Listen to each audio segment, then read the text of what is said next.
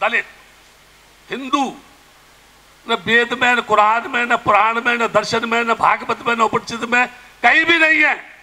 फिर भी हमारे देश के पढ़े लिखे लोग बोलते हैं गर्व से कहो हम हिंदू हैं। मुझे बताओ ये पागल है कि बुद्धिमान है? सब सोचो। यानी क्या कह रहे हैं? गर्व से कहो हम हिंदू हैं? नहीं, ये कह रहे हैं गर्व से कहो हम पागल हैं, गर्व से कहो हम मूर्ख हैं, गर्व से कहो हम मानसिक गुलाम हैं, गर्व से कहो हम प्रतिमाओं के सामने भाग्य का दरवाजा खोलने के लिए आए दिन उसकी प्रार्थना करते हैं। और वो ऐसा है क्षीर सागर में दुनिया की हसीन महिला के साथ रबड़ कर रहा है दुनिया का मालिक। ऐसा कौन आदमी है जो हसीन औरत को छोड़कर, जो नरम नरम कलाइयों से उसके पैरों को गुदगुदा रही हो, उसके दरवाजे पर एक भूखा आदमी खड़ा होकर के उससे फरियाद कर रहा हो कि हे प्रभु तुम मेरी सुनो। कोई भी पागल उस हसीना को छोड़ करके उस भूखे नंगे आदमी की फरियाद सुनने के लिए नहीं आएगा। सारे के सारे अय्यास, पाखंडी, बदमाश और ढोंगी है, सब कल्पना है। बालू के ढेर पर खड़ा हुआ परमात्मा है। क्या किसी ने उसको देखा है? क्या कभी ने किसी को बोला है? वो कौन सी लैंग्वेज बोलता है? वो कौन से महल में रहता है? उसका मकान ईंट का, पत्थर का है, लकड़ी का है, ऊपर है कि नीचे है, बीच में कहीं लटका हुआ है? उसने दुनिया क्यों बनाई? किसी पागल ने उसको बोला था तू दुनिया बना।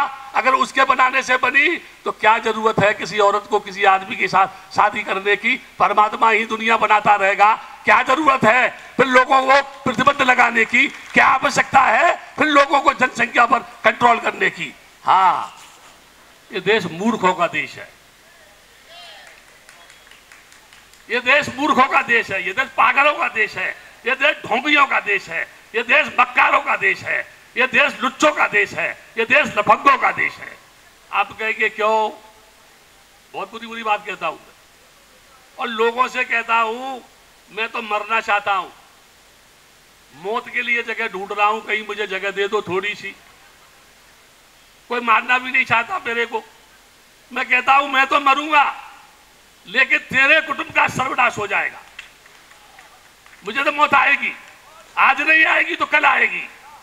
इसलिए भिक्षुओं से कहता मंचों पर खड़े होकर गाल बजाने के बजाय समाज के बीच में जाओ, भूखे नंगे लोगों के बीच में जाओ, तब तुम्हें एहसास होगा कि भूखे आदमी की तरफ क्या है, उसके साथ अपमान क्यों होता है, उसकी बेटी की बेइज्जती क्यों की जाती है, उसको नंगा क्यों खींचा जाता है।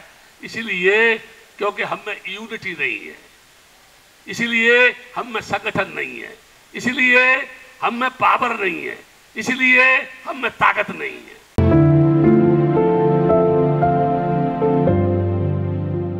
बरसाबा समापन समारोह एवं कठिन चीवर दान के उपलक्ष्य में आयोजित जटवाड़ा के इस रविदास मंदिर के प्रांगण में आयोजित इस कार्यक्रम में सभी उपस्थित उपासक उपासिकाओं को मेरी शुभकामनाएं, आशीर्वाद। आपने अभी लोगों को सुना। शुरू में जब मैं आया, जब भी मैंने बैठ करके सुना, अब मैं न तो ये कहता हूं कि वो खराब है कि ये खराब है, न मैं किसी पार्टी को सपोर्ट करता, न मैं किसी पार्टी का विरोध करता। मैं केवल डॉक्टर अंबेडकर के दर्शन को बुद्ध के दर्शन के समतुल्य लेकर के बात करता हूं और उसके बीच में जो प्रावधान यानी उत्पन्न करके उसमें समस्या क्रिएट करता है उसको मैं बेनकाब करता हूं। अभी मेरा एक कहना है आप सभी से, देखो मैं क्या कह रहा हूं, आप सुनो। उपासक जी बात मत करो, आप बात करने के बंद कर दूंगा, मुझे कोई शौक नहीं है। अगर आप बोलेंगे ना, मेरे को ये शौक नहीं है कि आप मेरा नाम लें, ताली बजाएं, मेरे गीत गाएं, मुझको रोज गालियां दें, मुझ पर कोई फर्क नहीं पड़ने वाला नहीं है, क्योंकि मेरा स्वयं का चिंतन विचार आचरण सही होना चाहिए। तुम्हारे कहने से मेरे ऊपर कोई उसका संबंध नहीं है। आप थोड़ा शांत रखेंगे तो बहुत अच्छा रहेगा। बार बार बोल रहा हूं, बात मत करो बीच में। बस मैं एक बात सोचता हूं, अपने मन में विचार करता हूं। सारे लोग ये बोलते हैं कि जुल्म और अत्याचार हो रहा है, सारे लोग ये बोलते हैं कि संविधान में परिवर्तन हो रहा है, सारे लोग ये बोलते हैं कि आरएसएस बदमाश है, सारे लोग ये बोलते हैं हमको ऐसा नहीं करने दे रहे, हमको ऐसा नहीं करने दे रहे हैं। लेकिन मैं एक बात आप सबसे पूछना चाहता हूं, कभी कभी भिक्षुओं से भी पूछता हूं मैं। एक डॉक्टर अंबेडकर बाल अवस्था से लेकर के अपनी जवानी की अवस्था में प्रवेश करने तक उसने कितने जुल्म सहन किए, उसको कितना अपमानित किया, उसको कितना जलील किया, यहां तक कि स्कूल में पढ़ने के लिए पीछे बैठना पड़ता था। मैं ये वो बात कर रहा हूं जो उनके लिटरेचर में, उनकी आर्टोलॉजी में, उनके जीवन के संघर्ष में, या जिन लोगों ने टिप्पणी की उनकी बात कर रहा हूं मैं। इतनी सुविधाएं मिलने के बाद भी आप में कोई परिवर्तन नहीं हुआ, इसका दोषी कौन है? आप मुझे बताओ, इसका दोषी कौन है?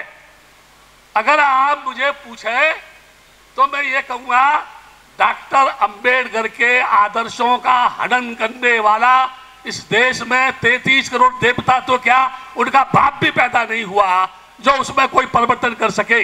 अगर कोई दोषी है तो तुम दोषी हो, तुमने डॉक्टर अंबेडकर के आदर्शों की हत्या की है, शोषण किया है, अपनी दुकान चलाई है, अपने ही समाज को गुमराह करके उसके खून को चूसने का काम किया है।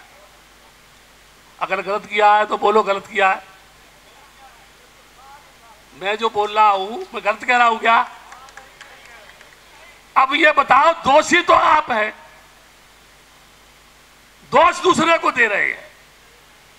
एक डॉक्टर अंबेडकर अकेला पार्लियामेंट में बैठ करके संविधान की रचना करते समय उस समता के अधिकार को, उस विषमता को मिटाने को कानूनी तौर पर मौलिक अधिकार के रूप में उन सबके बीच में तर्क वितर्क करके अपनी बात को मनवाने के लिए बाध्य करता था, मजबूर करता था। और इस देश के बड़े बड़े मनीषियों को, बड़े बड़े पंडितों को, बड़े बड़े दार्शनिकों को, जगतगुरु शंकराचार्य, उनके बाप को, उनके बाप के बाप को, और 33 करोड़ देवताओं के मालिकों को भी उसके सामने खड़ा होने में घबराहट होती थी, डर लगता था, और वो उसकी बात को मानने के लिए बाध्य होते थे, मजबूर होते थे। 66 वर्ष की आजादी के बाद भी ये समाज उस उन्नति के रास्ते पर क्यों नहीं गया? जो उन्नति की बात करते हैं वो धोखेबाज है, बेईमान है, पाखंडी है, नकाबपोश शैतान है। केवल डॉक्टर अंबेडकर के उस बोर्ड को, डिजिटल बोर्ड को लगा करके जो सौदा बेच रहे हैं डॉक्टर अंबेडकर के नाम पर, अपने ही भोले भाले समाज की गर्दन पर फरेब की छुरी चला करके अपने आप को वो आलीशान ऊंची बिल्डिंग में बैठ करके विलासिता का ख्वाब देख रहे हैं, तब तुम्हारी कौम का भला कौन करेगा? मैंने इतनी दीक्षाएं देखी, यहां भी दीक्षा होगी। जब बौद्धों के फंडामेंटल की बात आती है, केवल भारत में कितने हैं? 0.6। बुद्धिस्ट कितने हैं? 0.6। लोग बोलते हैं बुद्धिस्ट मैरिज लॉ बनना चाहिए। Are you belong to Buddhist community? लोग बोलते हैं बुद्धिस्ट फंडामेंटल राइट मंजूर होना चाहिए। Are you belong to Buddhist community? Can you tell me, can you show your certificate you are belong to Buddhist community? पहले कौन थे? अभी बहुत सारे लोग दो शब्द इस्तेमाल करते हैं, दलित। अनकॉन्स्टिट्यूशनल लैंग्वेज है ये, इलीगल वर्ड है। सुप्रीम कोर्ट का ऑर्डर है दलित शब्द की प्रचलन नहीं होना चाहिए, फिर भी लोग बोलते हैं दलित। हम भी एक दूसरे को गाली दे रहे हैं। हम बोलते हैं वो बदमाश, वो कहता है वो बदमाश, कोई कहता है वो राष्ट्रीय नेता है, कोई कहता है वो आरएसएस की गोद में बैठा है, कोई कहता है वो ढोंगी है, कोई कहता है वो धोखा दे रहा है। मैं ये कह रहा हूं कोई ढोंगी कोई धोखेबाज नहीं है, हम सबके सब बदमाश हैं और अपनी बदमाशी को छिपा रहे हैं और दूसरे के ऊपर आरोप लगा रहे हैं। या तो हम ईमानदारी से अपनी बदमाशी से मुक्त हो जाएं तो क्या कोई बदमाश दिखाई देगा? हर लड़की शर्माती है, डरती है, कोई चाकू दिखा दे उसका अरे ऐसा मत करो मुझको, जो है नरचंडी क्यों नहीं बनती है, महाकाली क्यों नहीं बन जाती है? उस महाकाली की पूजा कर रही है, खुद महाकाली बन जा, लोग तेरी पूजा करेंगे। बन तो सही, बनना नहीं चाहती है। 1 घंटे अपने आप को सजाने में लगाती है, 1 घंटे। मैं सोचता हूं, कड़वी लगेगी मेरी बात, कोई बात नहीं है, गाली आप भी देना मुझको, मुझे कोई तकलीफ नहीं है।